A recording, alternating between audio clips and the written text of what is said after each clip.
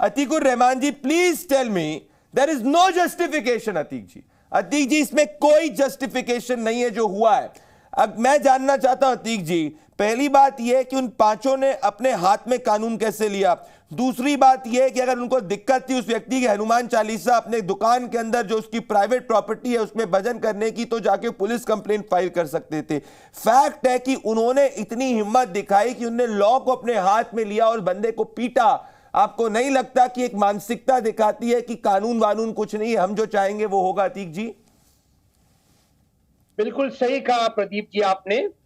ये जो घटना आपने बताई है बेंगलुरु की, जो लोग भी इसके अंदर शामिल हैं इनको बहुत कड़ी सजा मिलनी चाहिए। इतनी कड़ी सजा मिलनी चाहिए कि आगे आने वाले दिनों में कोई ऐसी हिम्मत ना कर सके। ये जो व्यक्ति है जो हनुमान चालीसा अपनी दुकान में प्ले कर रहा था, इसको पूरा राइट बनता है।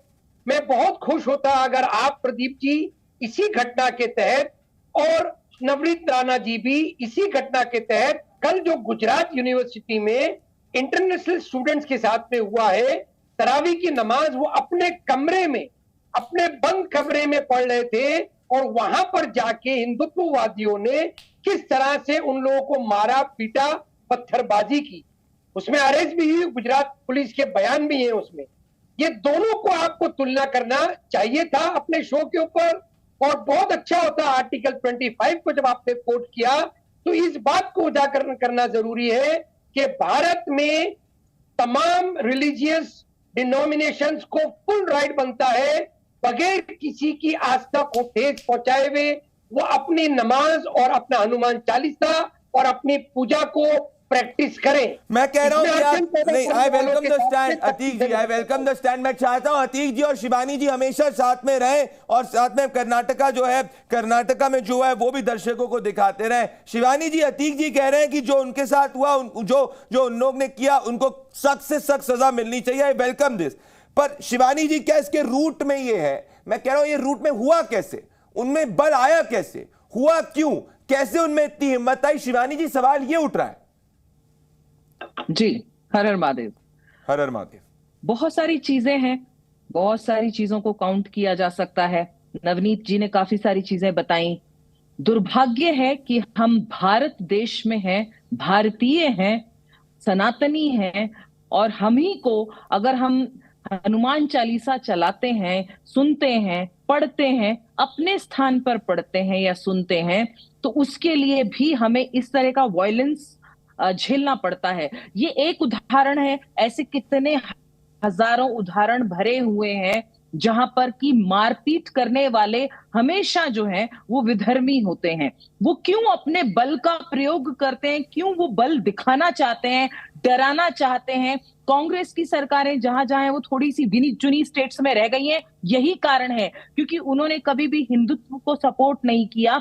भारत में रह करके उन्होंने कभी हिंदू की पीड़ा को नहीं समझा, उसकी आस्था का सम्मान नहीं किया। ये एक सबसे बड़ा कारण है। रूट में जहां पर नफरत सिखाई जाती है, ये सारी दुनिया को पता है कि कहां पर क्या सिखाया जा रहा है, टेररिस्ट कैसे बनाए जा रहे हैं, डरा धमका कर दूसरे के धर्म पर हावी हो जाना, दूसरे पर हावी हो जाना कि हम जो है श्रेष्ठ हैं, तुम्हारा धर्म बिल्कुल बेकार है। अतीक जी, इस तरह रूट प्रॉब्लम। अतीक जी, आपने गुजरात की बात करी, मैं ये कहना चाहता हूं कि एक थोड़ा सा फर्क ये है कि उसमें एमईए ने ऑलरेडी स्टेटमेंट भी जाहिर किया था और वहां पे एमईए तुरंत एक्शन में भी आई थी। यहां पे एफआईआर में देरी हुई। मेरा पॉइंट ये है अतीक जी, एफआईआर में देरी क्यों हुई? मेरा पॉइंट ये है कि इन लोगों ने ऐसा सोचा क्यों? और मेरा पॉइंट ये है कि जो शिवानी दुर्गा कह रही है, क्या उसमें तथ्य है? शिवानी दुर्गा कह रही है कि क्या इसके पीछे कुछ कंडीशनिंग है? अतीक जी,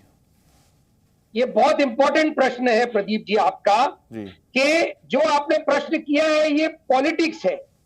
जो बेंगलुरु में हुआ वो बिल्कुल मैं मानने को तैयार हूं कि कांग्रेस लेड गवर्नमेंट्स के अंदर इस तरह से हिंदू आस्था को ठेस पहुंचाई जाती है, और बीजेपी लेड स्टेट्स के अंदर गुजरात में मुसलमानों के साथ ज्यादती होती है। हमने तो आपको उदाहरण दे चुके हैं ना, जब प्रधानमंत्री हमारे जाकर यूएई में मंदिर का उद्घाटन करके आते हैं, वो है सही इस्लाम, वो है सही रिलीजियस टॉलरेंस। उस रिलीजियस टॉलरेंस को, उस सेक्युलरिज्म को उसका गला हिंदुस्तान में क्यों घोटा जा रहा है? क्या जान सकता हूं मैं? इस तरह की पॉलिटिक्स प्ले करके पॉलिटिकल पार्टीज कब तक के हमारी आस्था को ठेस पहुंचाएंगी, चाहे वो आस्था हिंदू हो या मुसलमान हो। जहां तक कि इस्लाम का सवाल है, प्रधानमंत्री जब उद्घाटन कर रहे हैं मंदिर का, वो सही इस्लाम है। कब हम देखेंगे सही हिंदुत्व, सही हिंदुइज्म सेक्युलर इंडिया में नजर आएगा? क्यों गुजरात लेड गवर्नमेंट ने इस तरह की हरकत होने दी? क्यों पुलिस वहां पर देख रही थी और एक्शन नहीं ले रही थी? प्रदीप जी, ये पॉलिटिक्स को जब रिलीजन से मिलाते हैं